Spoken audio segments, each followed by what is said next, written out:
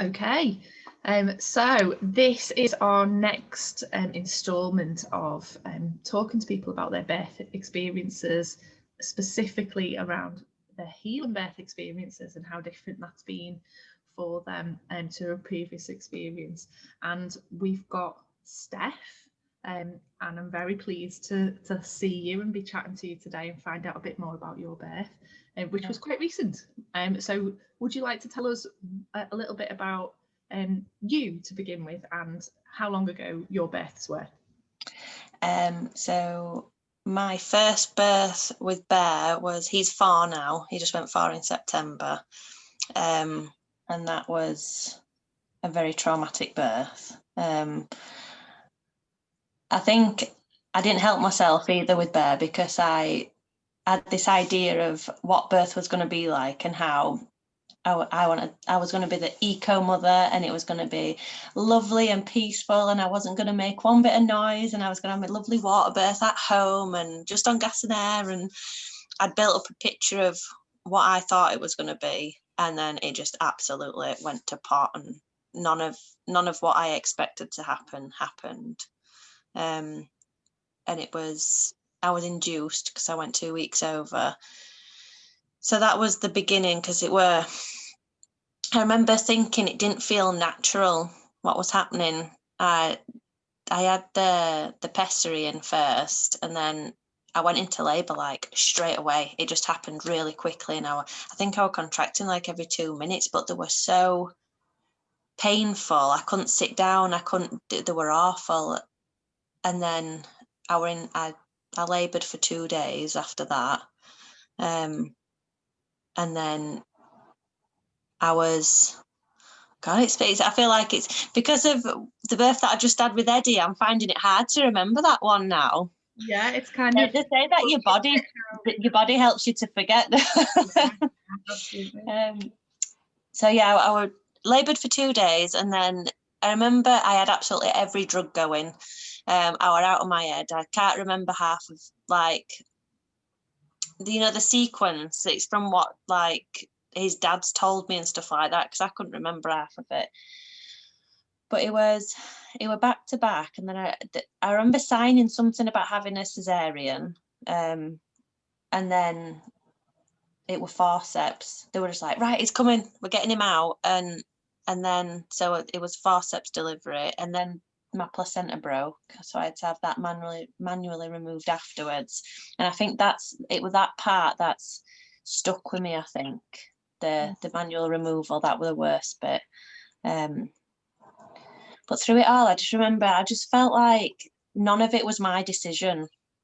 Absolutely none of it. It was, right, this is going to happen. Right, you're going down to theatre now. Or it was just horrible. And then so far removed from what you had planned and in your mind. Yeah. I didn't realise so much could go wrong. Nobody ever really tells you about the things that could happen, do they? You sort of think, oh, I'm just going to give birth, and something took over me when I was pregnant with Bear, and this time as well, where I thought I can do it. Like I know what's going, especially this time, I know what's going to happen. But even the first time round, something in my head told me you can do this, and then all of a sudden I was meant to feel like I couldn't, because I'd gone 2 weeks over. So you have to be induced, and you have to have these drugs put in you, and you have to, it's awful. So what was your postnatal experience like after having Bear then? Not good. I remember taking it because he was poorly as well, so we were in intensive care for a week afterwards because he was really badly jaundiced, and so he was up there, and the nurses were sort of dealing with him, and because I was recovering as well. I had to have a blood transfusion and some other bits. And then it was, all right, you can go home. And I just remember going home and sitting with this baby and thinking, I don't even know you. I don't, what am I supposed to do? And then I kept telling everybody I've got postnatal depression. This is not normal. I didn't feel connected to him until I was about 6 months old, because I didn't want him. In my head I was thinking, who can I leave him with and just run away? And I'm telling people this and everyone's just saying, oh, you've got baby blues. I'm like, no, this is definitely not baby blues. Like, this is a step worse. Yeah, and when you've like found the courage to actually say something out loud, and then you met with something so dismissive, it can be really damaging, can't it? Oh, yeah. I remember feeling similar. I remember thinking in my head, this isn't postnatal depression. I'm not depressed. This is something else. And in fact, the only word I can use to describe it is I'm traumatized. But I didn't know that that was a thing. I didn't know birth trauma was a thing. No. Similar for you, you didn't. How did you find out that it was birth trauma? I think I found a Facebook group, because my partner at the time, every time I shut my eyes, I went through it all again. And I remember him saying to me, oh, you just need to get over it now. Just get over it. And I was thinking, I can't. So I was like, I went looking then for other people that had been through similar things, Googling it. And then I found a group, and I messaged in this group, and someone had said about maybe got a bit of post-traumatic stress, because I couldn't stop thinking about what had happened. And I felt like I needed to tell it over and over and over again. It was like, I don't know whether I'd not come to terms with it, and that's why I needed to say it all the time. But yeah, I'm not ashamed to ask for help. And I think when you're asking for help and you're not getting it, that's probably the worst thing that could happen, isn't it? Because you start thinking, well, am I crazy for thinking that there's something wrong when everyone's telling me that there isn't anything wrong? And I think when it's your first baby as well, you start to question everything that you ever thought you knew about parenting and babies, and you think, well, does everybody feel like this? And there's something wrong with me then, because I thought I was supposed to love my baby and feel this instant rush of love, and that rush of love what everybody goes on about. And that I remember them putting Bear on me, and I didn't want him anywhere near me. I couldn't look at him. I blamed him. And it was not until after, like, looking back, I know why I felt those things. But at the time, you feel like, then you get the guilt, because you feel like the worst mother in the world, that, you should love this little thing, and I just didn't want it anywhere near me. But really common thing to feel. And your baby becomes a constant reminder of that experience, that traumatic experience. So every day you're being reminded of it, whether you want to or not. So really difficult. How on earth did you find peace enough for you to be able to consider having another baby? It wasn't planned. But, my partner now, Jake, is just so much more supportive than what I had before. And even when we found out I was pregnant, immediately I thought, I can't do it again. It'll be exactly the same as before. And like, I didn't have a very good pregnancy, not like health-wise I was fine, but emotional-wise I went back to reliving Bear's birth over and over again, and laying there on a night and thinking, I can't go through that pain again. And then I started looking I found hypnobirthing, and then I came to your taster session, and I think the biggest thing that helped me was that I'm allowed to say no. That was the thing that gave me the most strength. The thought of having to be induced again, I couldn't deal with that. So I didn't realize that you could say no. I didn't know that you had the choice. You're definitely not alone there. So many people don't know, and they say, what, you're allowed to do that? You're allowed to say no. And it makes so much sense when you know that that's the answer, because you're like, well, yeah, of course it's my body. Why would I have to do anything with that, but with my body? But it's so powerful, like you say, to just know that. And even if you were to choose it, you would know that you were choosing it, and nobody else was going to make you do it if you didn't want to. So once, when you found that out, then did that change the way that the rest of your pregnancy unfolded? Did it make you feel better? Yeah. Because I went over again, and the midwife immediately presumed, said, "Oh well, we'll get you booked in for your induction," and I just said, "No, no, you won't." I said, "No offense, but right from the beginning, I said, I want him at home. Oh, I didn't know it were a boy. I want the baby at home. I want to work at birth, and I'm not being induced. That's not happening." So as soon as I knew that that's what I wanted, and that I could say no, and that they can't force you to do anything, can they? Like, I don't think they really wanted me to have him at home because I was a high risk, they told me. But I knew I wasn't a high risk, that I was only a high risk because of how it had been, the birth that I'd had. And half of that would be because of intervention. Absolutely. And learning to trust your intuition can be really hard especially when you've had a difficult experience before. So you said before that both times in pregnancy, you had this innate feeling that I can do this. Yeah. But you were kind of proved wrong the first time because of all that intervention. And then this time you had to find trust in that voice again and go, actually, I know I can this time and I've got more control over it. What helped you the most in that pregnancy then, in terms of any preparation that you did to get to a point where you felt like you could trust yourself? Well, I had a good partner in Jake. He told me a lot, even it was his first, but he reassured me all the way through, saying, "Yeah, you'll do it, you'll be fine, and whatever you want, whatever makes you happy." And then the hypnobirthing helped a lot. I think especially like when you give birth, you sort of go into yourself, don't you? It is trusting in yourself, and the hypnobirthing helps because it helps you to connect, I think, with the breathing techniques and the mantras, and telling yourself that you can do it. And I mean, you didn't even do a full course with me. You did a few sessions. Yeah, I did. There were some bit like with sort of like meditation, that sort of, because I remember thinking it as I was practice as well alongside. So you did a few sessions that were like June because it was lockdown, wasn't it? Yeah. Then you were accompanying that work with your own meditation work and reading and that sort of thing. Yeah.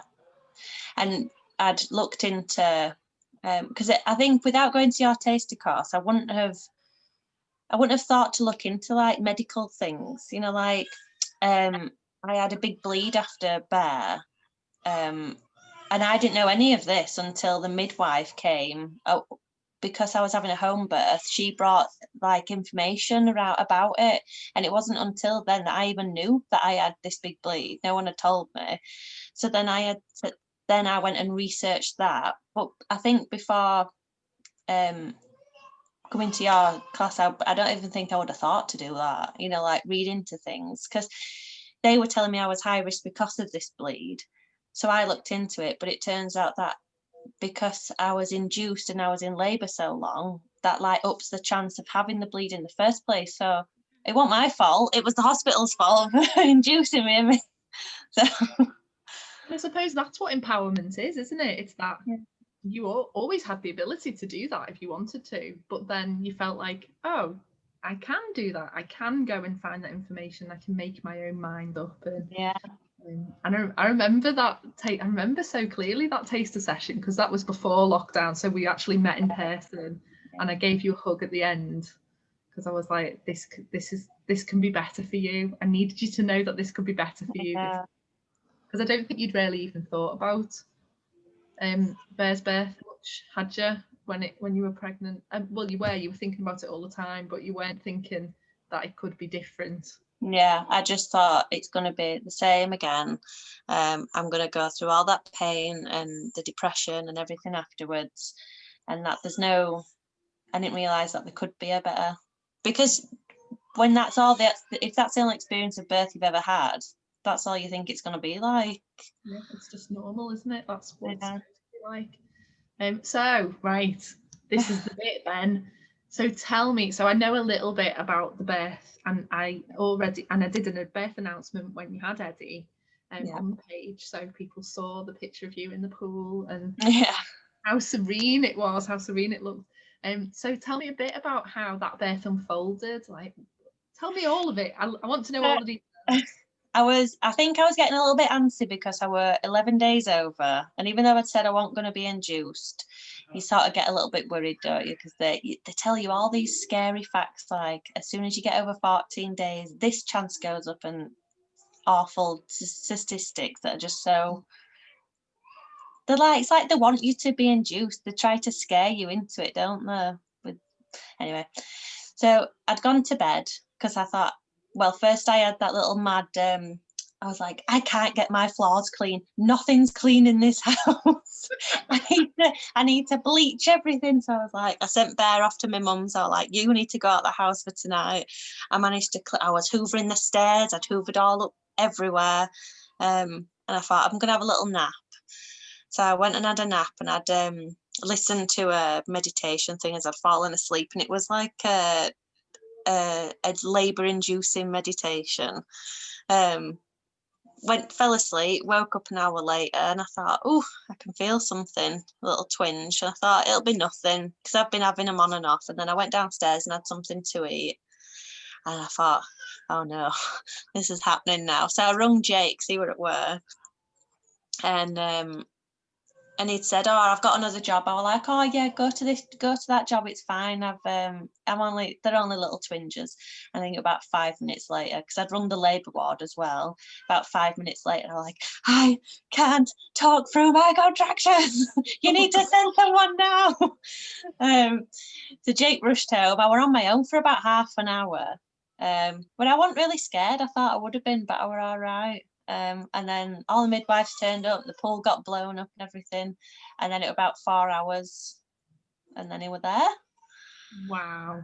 Yeah, and the midwives were good. They sort of just left me to it. Once I got in the water was like instant pain relief. It was amazing. I didn't think it would be that. Because I were on the sofa. I think I were on all fours on the sofa, swaying. I just, you get into some awful positions. And then I got in the water, and they calmed down a little bit. But the midwives just left me to it, and they'd come in every now and again. They could tell by what noises I was making as to when I was progressing. And then they came in right at the end. And it were, because with Bear, I remember not really being able to feel that much, but it was painful. Whereas this time I felt absolutely everything, but it wasn't that bad. Yeah, it was like, more it like bad. Information, like you were receiving information what your body was doing, but you weren't. It was like I wasn't even there. Like it was like an out of body experience. I remember all the contractions coming, and I squeezed Jake's hand the entire time, bless him, he wasn't allowed to move.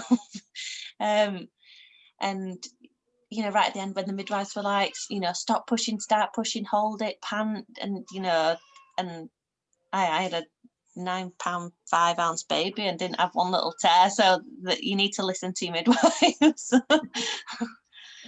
But it was just like when you received him, when he came out of the water. It were amazing. It was you can't describe it, can you? That love that you just feel for him. And even though he screamed for 9 hours after, he still, as soon as he got put on me, and I don't know, I wish so much I'd have had that feeling with Bear, but I'm glad that I had it this time, because I know that it was nothing to do with me. It wasn't my fault that I didn't feel like that, and it wasn't Bear's fault. It was just the circumstances of how it was born, because I know with Eddie now that I can feel that, and it were amazing. It was just, and it's, you work so hard, and you've got them in there for 9 months, and you do your absolute best, and then I don't know, it were amazing. Oh. And like you say, it was so even though it were in kitchen where there's little twinkly lights everywhere, but it was so it was like euphoric, once he'd come out and it was there, and it was just perfect. Did it change how you felt about yourself? Yeah, I remember as soon as the poem went, I went, I did it. And midwives were like, yeah, you did. You know, when you have that, you have that shift, don't you? Like just before it was about to come out, and I was saying, I can't do this. Give me some drugs, and they were like, no, nobody got up. You know, nobody even attempted to get me anything, and I thought, oh, it's happening then. Yeah. And I kept saying to myself, I can do this. I can do this. What was the most helpful affirmation that you used throughout pregnancy and birth? There's you know, with every surge brings my baby close, so that was a good one. And I think I just kept telling myself it's a natural process. My body, like you told me, my body knows what it's doing, and it can't create, what was it about your body can't I know what you mean. create something that you can't handle. You, because they are you. Yeah. So that's all I kept thinking, is that I can do this because it's my body that's doing it. It's not separate. There's no separation in any of it. You're going through it. It's not I can't handle the pain, because I am the pain. This is all me. Yeah, it actually makes you realise how powerful you are, because you're the one making that happen. Your body's making this baby come out. Yeah, and how amazing, like, you know, like your body knows when to release a certain hormone and everything. I think once you know the science behind it as well, that's quite empowering, because you think, well, yeah, that, you know, I'm made for this. This is what I'm supposed to be doing. Like, so what was the best thing that you did to increase your oxytocin in your environment? What was your birth environment like? I made sure it was dark and safe and nice soothing music. And I said to Jake, put some music on, and he put his Spotify on, and I was like, no, like yoga music. Come on, put nice music on. I can't remember what he put on. I think it was Adele, and I was like, this is not working for me. It might for somebody else, but not for me. Oh, brilliant. So what has your postnatal experience been like? Now, I remember you messaging me just a few days after Eddie was born and saying how different it was. And what did you actually say? You said, I hoped that it would be a better birth, but I didn't expect it to be so amazing. Yeah, it was. Well, you're in that sort of daze, aren't you, afterwards? And I think I still had all the happy hormones pumping. And I've still had postnatal depression, the same as I got with Bear. So I think that is just something that that happens to me. It's not like anything to do with what is the baby, it's the pregnancy and everything in it. I think my hormones just take a lot longer to settle down. Yeah, it's a hormonal thing, isn't it? Yeah, it's not anything like bond wise or anything like that. But I think this time round, because I haven't had the PTSD or anything like that, it's much more manageable, you know. And Eddie's only 15 weeks, and I can see the light, whereas with Bear I was still really, really bad at like 6 months. It took, I think, to be fair, I think I had postnatal depression a year and a half after you were born, whereas now I think some of the practices like meditation, things like that, are helping. You know, I try to, because it's hard to find the time for yourself, isn't it, when you're sort of suffering, because you're in a bit of a hole and you're down and everybody else has got your attention. It's hard to focus on yourself, isn't it? But I'm trying. Oh, and you're doing a great job. And remember, I've got a postnatal course as well. So, like, if you are struggling, that's what that's there for. You know, it's tricky, isn't it? The newborn period is the 4th trimester. It's a tricky time anyway. It's the sleep deprivation, I think, isn't it? That's the sleep deprivation. You know, it does all sorts of things to your mind. I think it's really great though, even when you're experiencing that, to be able to see like you say, you can see the light, and to Yeah. see the difference between how you're experiencing it this time compared to last time, knowing Yeah. that last time it's hard to tell what the difference is between PTSD and postnatal depression when Yeah. they're both together, and like you can't separate the two. And this time it's a lot different to that. You know that you didn't do anything wrong. You know Yeah. that Eddie had a brilliant start because his birth was so lovely. And you know that it's not your fault. And I think that makes a huge difference to how you feel about yourself. Yeah, definitely. So are you going to have any more? I don't think, if I could guarantee a girl, yeah, I don't want another boy. I'm already outnumbered. Yeah, I know that feeling. I want 2 boy cats as well, you know, just to add frustration. Never mind. Hey. Well, thank you so much for sharing your story. I suppose I'd like to ask you, for the people who are watching who are perhaps thinking about doing it again after birth trauma, or currently pregnant and they're planning their healing birth, what would you like to say to them? What do they need to know? Or what would you have told yourself if you could go back in time? Just trust in yourself. You know what's right for your body. I think, especially birth, because it's something so primal, and it's like that. I don't know how to describe it. It's like the start of everything, isn't it? Pregnancy and birth. I think you sort of revert back to as what is it? What am I trying to say? You know, like your animal instincts, like your you're like a cave woman, like just listening to what your body and mind is telling you to do. Yeah, but nobody knows your body better than you, and I think there's been things through Eddie's pregnancy that I knew was going to happen afterwards. Like I've had some problems, and I knew, and I was telling people, and I told my because I had a consultant, and I was telling them this is going to happen, and it's very unlikely it won't happen, and it has, and because I just knew, because you just got to listen to yourself. But I think anybody could benefit from hypnobirthing. I put my friend onto it because she had a little girl not long after I had Eddie, and she said it helped her massively. She considered having a home birth as well, you know, not very, you know, towards the end of a pregnancy, because, you know, I said you've got to trust in your body and find what, you know, feels good. Often people do choose home birth after a traumatic experience. Yeah. It feels safe, doesn't it? Yeah. Your own home environment helps you with the hormones, the oxytocin. You can control a lot more.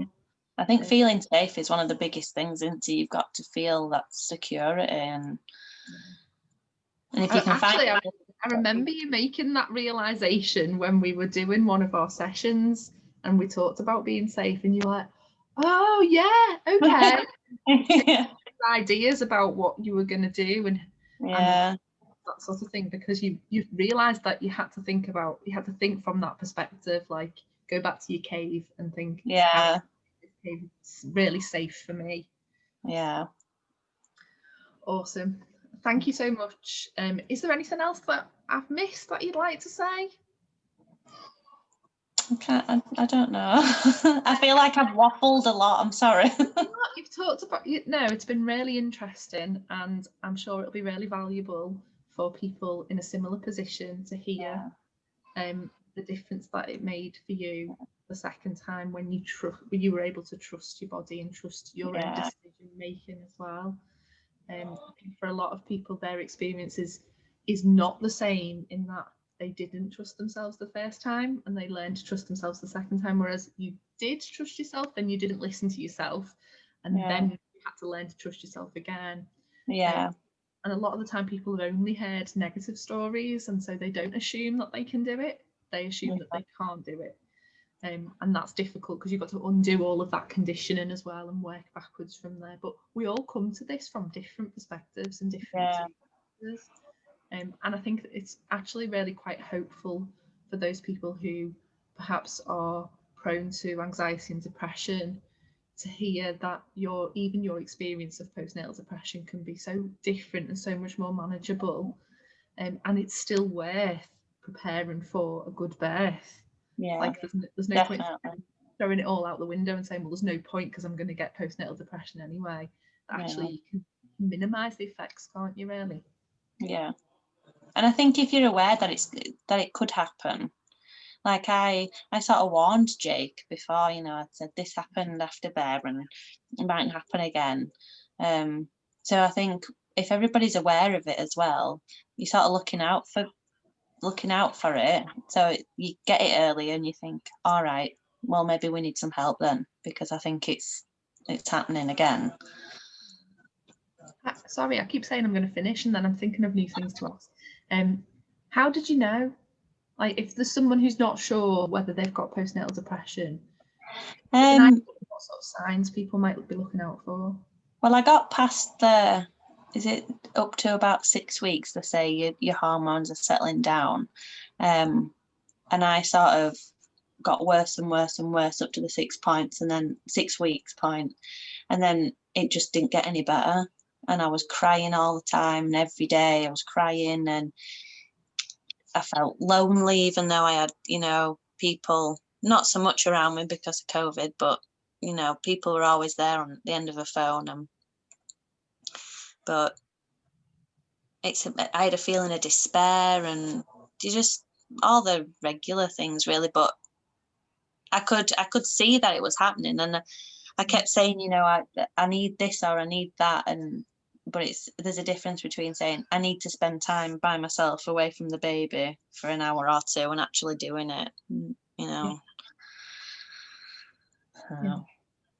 So I suppose it's like really listening to how you feel, and if it doesn't feel right, then talking about it, because it doesn't mean you're wrong, or it doesn't make you a bad mother or a bad person.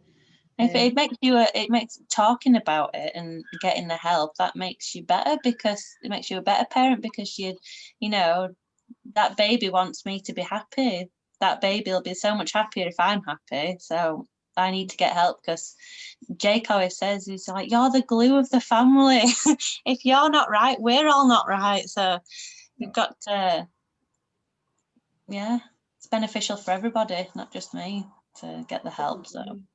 And I think sometimes, you know, I do really sell the idea that if we have a great birth experience, then the postnatal period is much easier, and it generally is. But of course, that doesn't mean that you can't still experience difficult emotions and feelings and mental health difficulties in the postnatal period, and that's okay too. Like, it doesn't mean that you any less of a mother or any less of a parent because that's happened. But having postnatal again, like with Bear having it and then thinking back to the birth and going through the horror of it again, whereas this time, even though I'm down and sad and going through what I'm going through, but I get to look back to a lovely birth and feeling that feel, like talking about it today, I've got all that feeling again, that that giddy like love. That's so lovely, and it is, because it stays with you for the rest of your life, doesn't it? So you know, people who are like in the 70s and 80s can look back at their birth and they can remember how they felt that day, for better or worse. And when you can think about your birth and get that oxytocin rush, and I've got goosebumps just listening to you talking about your birth. I wasn't even there, but it's just so much nicer. And when you know that even when you're experiencing postnatal depression, that you will come out of that at some point, and you'll always still be able to look back and treasure that day that he was born, because it was just so much the way you wanted it to be. Oh, you're a trooper.